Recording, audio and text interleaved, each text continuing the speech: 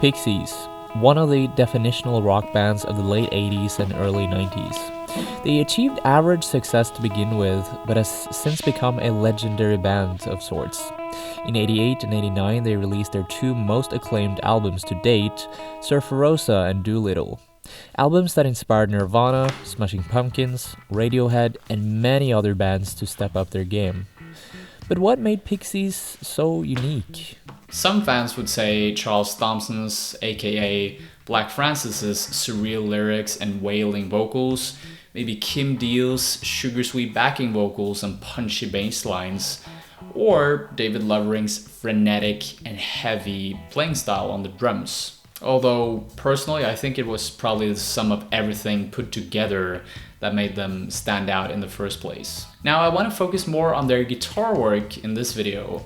Lead guitarist Joey Santiago and rhythm guitarist and vocalist Charles Thompson made some incredibly versatile music with the Pixies. Everything from hardcore punk music to pop, to blues, to country, and everything in between was baked into their guitar sound. I have no idea how they did it, but in this video we'll try to find out. The two guys first met when they lived next to each other during their university years. They both found a common ground in music and started jamming together. Francis was the one who composed songs and wrote lyrics for the most part.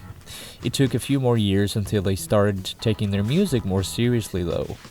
1986 was the year, and this is where Kim Deal got involved on bass. Initially, the band got Kim Deal's sister to play drums, but since she wasn't confident enough in her drumming abilities, she passed on the opportunity. They were then recommended to ask David Lovering, a suggestion by Kim Deal's husband. Lovering had previously played at Kim and her husband's wedding, and he confidently accepted his invitation into the band. And so the Pixies were born. Not these Pixies, but these Pixies. They released a series of albums, had a long breakup because of unsatisfying chemistry between the members, and now they're back. Although the band still have a close cult following that love all their records, it's fair to say that they had their peak of influence during the late 80s and early 90s with the release of Surferosa and Doolittle. It was their zeitgeist moment where everyone knew who the Pixies were. And if you didn't know who they were, you'd get to know them sooner or later, as some of the biggest rock stars of the mid-90s looked up to them and often mentioned them as inspirations in interviews. Black Francis, whose name is really Charles Thompson. The Pixies. Heroes, the Pixies. Santiago. Kim Deal, the Pixies. David Lovering, the Pixies. Joey Santiago. In addition to the bands that I mentioned in the beginning of this video that were inspired by them, such as Weezer, Smashing Pumpkins, Radiohead, and so on, David Bowie was also a big fan of them. In an interview back in the 90s, he was asked why he thought Pixies became so big. And this is what he answered. 3 elements, I think, made them important as a sound band. One was their pure dynamics, the very obvious now, but not obvious at the time, dynamic of keeping the verse extremely quiet and then erupting into a blaze of noise for the chorus. The second element was Charles's lyrics. 3 were the colors that Santiago provided as a guitarist.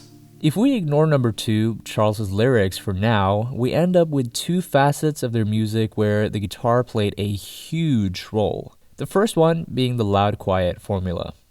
The dynamic contrast between their verses and choruses, often referred to as quote-unquote loud-quiet or stop-start music, can be found throughout almost the entire first phase of their discography up until their breakup. Some great examples are songs like Tame, Monkey Gone to Heaven, and Hey!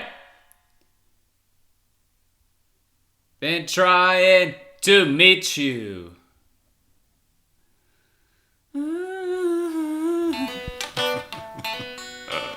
The guitar would either disappear completely or just have a few sparse melodic passages during the verses.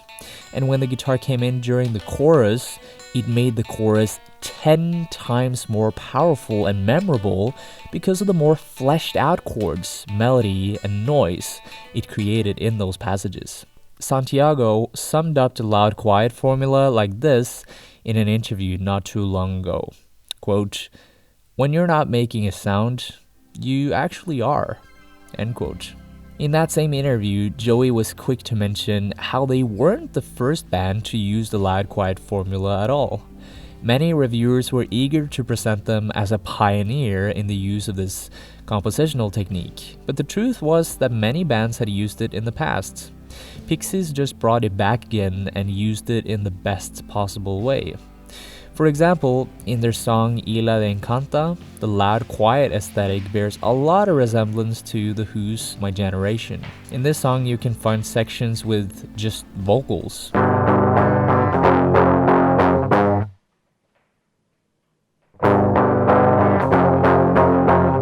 It's also used during the bridge of David Bowie's Space Oddity, where the acoustic guitar gets some time in the spotlight.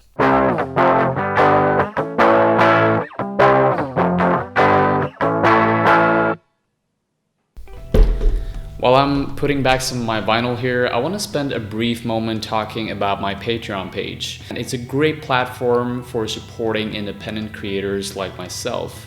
If you love these videos and you want to keep them free, then please consider subscribing over there. I have this new guitar course called Guitar Transformation Blueprint, which is specifically designed for people who are tired of this ocean of YouTube videos and guitar tutorials on YouTube, because you never really find a place to start, and you never have a system for becoming better as a guitarist when you're just watching through lists of YouTube videos. Being able to play the guitar is one of the best feelings in the entire world.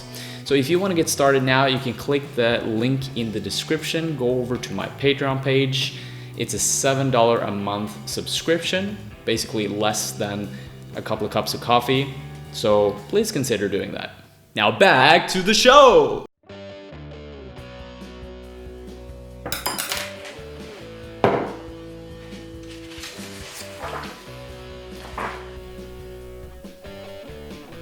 Talking about Bowie, he also mentioned in the interview how Santiago provided a second facet to the overall sound of the Pixies, and that was colors. Now you might be thinking, colors? What do you mean by that? Santiago is not a painter, he's a guitarist. Well, color is another way of describing the overall feeling of a song, the mood that it's giving you. In several songs from Surfer Rosa and Doolittle, you'll hear these short, catchy guitar hooks that instantly give you a clear feeling. Debaser is a great example. It's a very uplifting song that has quite literally made life a little less stressful for some people. I literally scream this song in my car while driving down the freeway, and it's a great way to relieve stress. Where Is My Mind is another song with a colorful guitar hook. The melody is balancing the fine line between hope and hopelessness. And that's why you see YouTube comments like this. This song makes me stop and think about life. This riff sounds like how being a teenager feels. Alright, so Joey Santiago influenced a ton of other influential musicians with his loud quiet formula and colorful guitar hooks. But like I mentioned, he borrowed this sound from musicians of the past. So where did he get his guitar sound from? And did they really have such a unique sound after all? Well, like so many guitarists, he was heavily into... On their Bossa Nova record, they have a song titled Allison, which is actually named after Mose Allison.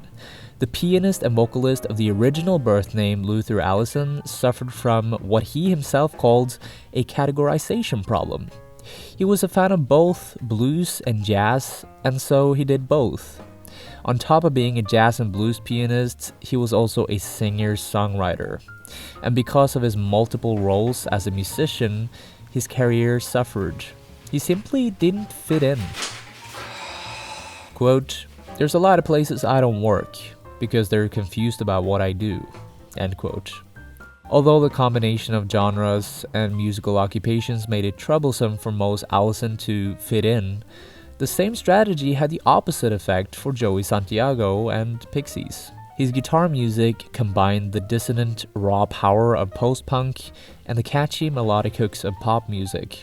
For some reason, this slipped right into the contemporary pop culture of the late 80s.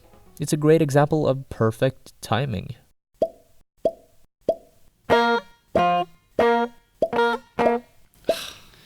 You can't really nail it all the time though. Take one of the most famous jazz guitarists of all time, Wes Montgomery, for example. Contemporary jazzists of his time frowned upon him when he developed the picking thumb technique. And sadly, that's the case with a lot of musicians. When you are ahead of your time, you fail to be appreciated. But it wasn't the thumb picking technique that caught the attention of Pixies guitarist Joey Santiago. It was rather his octave technique, which kind of goes like this.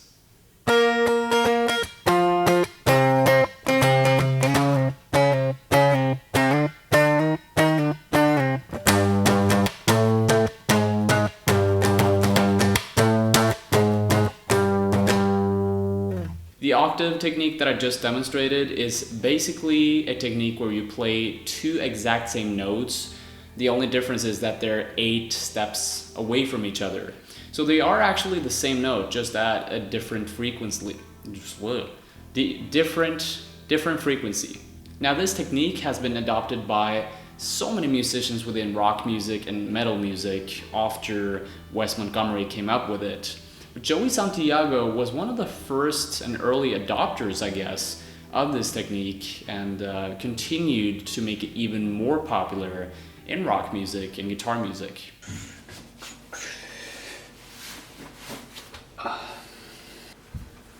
Presses the mute, the band went ahead and created a middle ground with this one. Overall, it's a much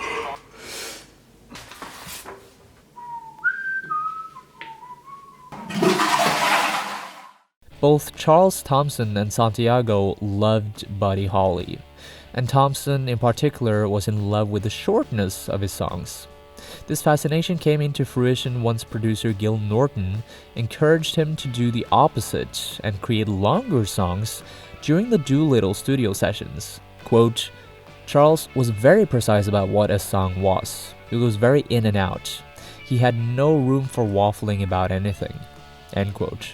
In order to prove his point about the power of short songs to Gil Norton, he went out and bought him the greatest hits vinyl of Buddy Holly.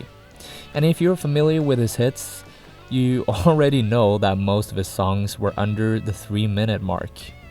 The shortness of Pixies' music made them a little bit more similar to pop music, and maybe it was the secret ingredient that tipped them from underground music into mainstream. 3 things made Charles Thompson's and Joey Santiago's guitar work with the Pixies so outstanding. The loud quiet formula, catchy hooks, and also the shortness of the songs. On top of that, I also think that the unpredictability of what they were creating during the Surferosa and Doolittle days had a lot to do with it. You never knew exactly what they were going to create, what was going to come up next on the next track on one of those albums. It was always a mix of noise, hardcore, country, pop.